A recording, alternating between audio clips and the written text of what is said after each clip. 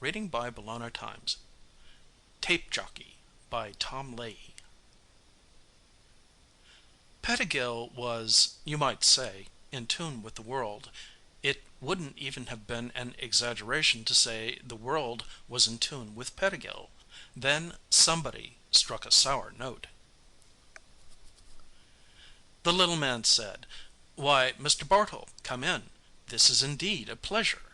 His pinched face was lighted with an enthusiastic smile. "You know my name, so I suppose you know the bulletin sent me for a personality interview," the tall man who stood in the doorway said in a monotone, as if it were a statement he had made 1,000 times, which he had. "Oh, certainly, Mr. Bartell. I was informed by Section Secretary Andrews this morning. I must say I am greatly honored by this visit, too. Oh, heavens! Here I am letting you stand in the doorway. Excuse my discourtesy, sir. Come in, come in," the little man said, and bustled the bored Bartle into a great room. The walls of the room were lined by gray metal boxes that had spools of reproduction tape mounted on their vertical fronts. Tape recorders, hundreds of them. "I have a rather lonely occupation, Mr. Bartle, and sometimes the common courtesies slip my mind. It is a rather grievous fault, and I beg you to overlook it. It would be rather distressing to me if Section Secretary Andrews were to hear of it. He has a rather intolerant attitude toward such faux pas. Do you understand what I mean? Not that I'm dissatisfied with my superior. Perish the thought! It's just that—" "Don't worry. I won't breathe a word," the tall man interrupted without looking at the babbling fellow shuffling along at his side. "Mr. Pettigill, I don't want to keep you from your work for too long, so I'll just get a few notes and make up the bulk of the story back at the paper." Bartle searched the room with his eyes. "Don't you have a chair in this place?" "Oh, my gracious, yes. There goes that old discourtesy again, eh?" the little man Pettigill said with a dry laugh. He scurried around the room like a confused squirrel until he spotted a chair behind his desk. My chair for you, Mr. Bartle." Again the dry laugh. "Thanks, Mr. Pettigill." "Arthur, call me Arthur. Formality really isn't necessary among mid-echelon, do you think? Section Secretary Andrews has often requested I call him Morton, but I just can't seem to bring myself to such informality. After all, he is subprime echelon. It makes one uncomfortable, shall we say, to step out of one's class?" He stopped talking, and the corners of his mouth dropped quickly as if he had just been given 1 minute to live. "You are only mid-echelon, aren't you? I mean, if you are subprime, I shouldn't be—" "Relax, Mr. Pettigill. Arthur, I am mid-echelon, and I'm only that because my father was a man of far more industry than I. I inherited my classification." "So? Well now, interesting. Very. He must have been a great man. A great man, Mr. Bartle." "So I am told, Arthur. But let's get on with it," Bartle said, taking some scrap paper and a pencil stub from his tunic pocket. "Now tell me about yourself and the Melopsych Center." "Well," the little man began with a sigh and blinked his eyes peculiarly, as though he were mentally shuffling events and facts like a deck of cards. "Well, my life would be of little interest, but the center is of the utmost importance. That's it. I am no more than a physical extremity that functions in accord with the vital life that courses through the great physique of the center. No more. I ask no more than to serve the center and in turn my fellow citizens, whether they be prime, subprime, mid, or even sub-lower." He stopped speaking, affecting a martyr-like pose. Bartle covered a smile with his hand. "Well, Bartle, as you know, the center, the Melopsych Center, a thoroughly inadequate name for the installation, I might say, is the point of broadcast for these many taped musical selections contrived by Mass Psych as a therapeutic treatment for the various echelon levels. It is the great psychiatrist, the father confessor. For where can one bare one's soul, or soothe one's nerves and disposition frayed by a day's endeavor better than in the tender yet firm embrace of music. Bartle was straining to follow the train of thought that was lost in the camouflage of Pettigill's flowery phraseology. You see all about you these many recorders, Mr. Bartle? Bartle nodded. On those machines, sir, are spools of tape. Music tapes. All music. My heavens, every kind. Classical music, jazz, western, all kinds of music. Some tapes are no more than a single melodious note, sustained for whatever length of time necessary to relax and please the echelon level home it is being beamed to. Oh, I tell you, Mr. Bartle, when the last tape has expended itself for the day, as our service code suggests, I leave this great edifice with a feeling of profound pride in the fact that I have so served my fellow man. You share that feeling, too, don't you, Mr. Bartle? Bartle shrugged. Pettigill paused and looked at the watch he carried on a long chain attached to a clasp on his tunic. A Benz chronometer, given to me by Section Secretary Andrews on the completion of my 25 years of service. It's radio synchronized with the master timepiece in Greenland. It gives me a feeling of close communion with my superiors, if you understand what I mean. Bartle did not. He said, "Am I keeping you from your work? If I am, I believe I can fill in on most of this back at the paper. We have files on the center's operation." The little man hurriedly put out a hand to restrain Bartle, who was easing out of the chair. "Not yet, Mr. Bartle," he said, suddenly much more sober. Then his incongruous pomposity appeared again. "My gracious, no! You aren't keeping me from my work. I just must start the mid-lower echelon tape. It won't take a moment. Tonight they receive Concerto for Ass's Jawbone. Sounds rather ridiculous, doesn't it? Be that as it may, there is a certain stimulation in its rhythmic cacophony. Aboriginality, yes. I would say it arouses a primitive exaltation." He flicked a switch above the recorder, turned a knob, and pressed the starter button on the machine. The tape began winding slowly from one spool to another.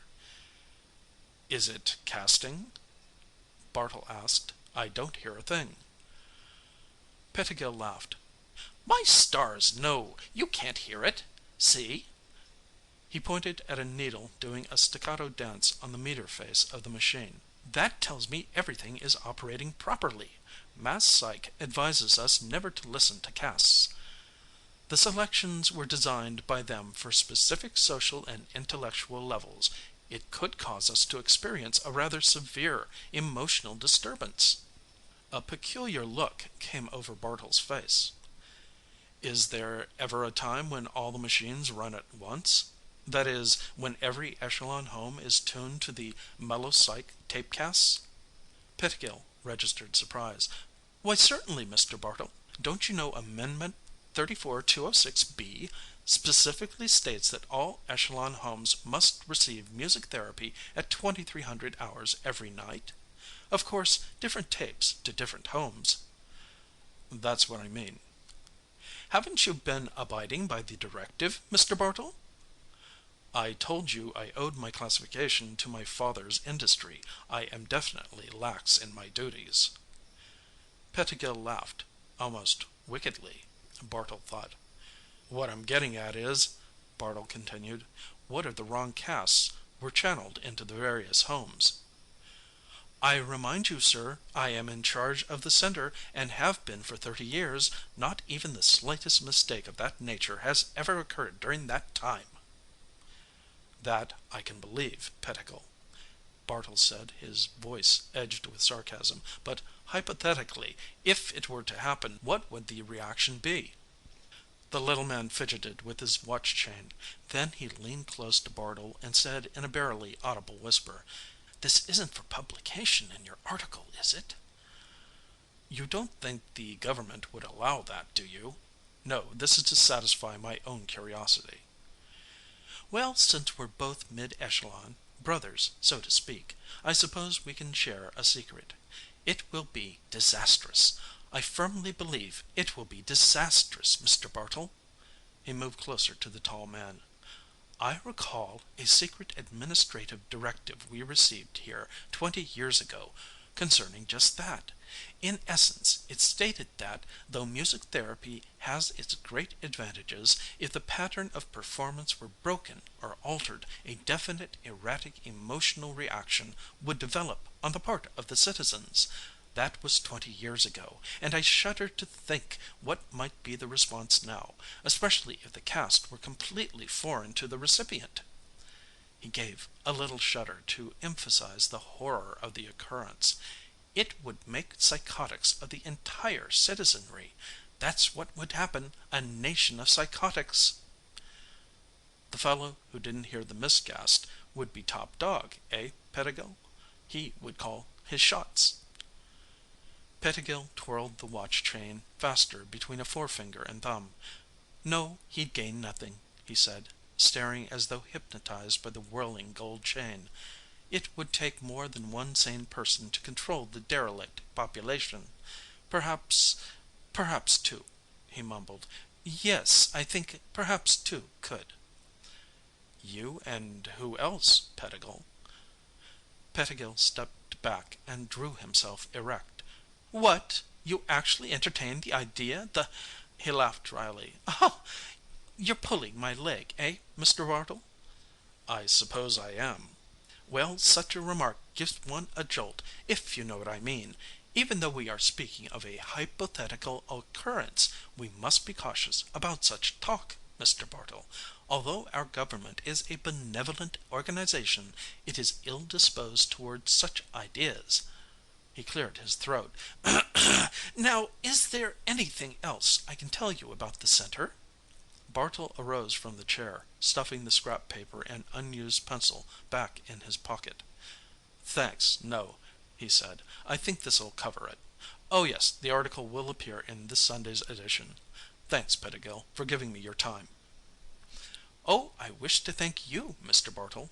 Being featured in a bulletin article is the ultimate to a man such as I, a man whose only wishes are to serve his country and his brothers. I'm sure you're doing both with great efficiency, Bartle said as he apathetically shook Pettigill's hand and started toward the door. A moment, Mr. Bartle, the little man called. Bartle stopped and turned. I perceive, Mr. Bartle, you are a man of exceptional ability, Pettigill said and cleared his throat. It seems a shame to waste such talent.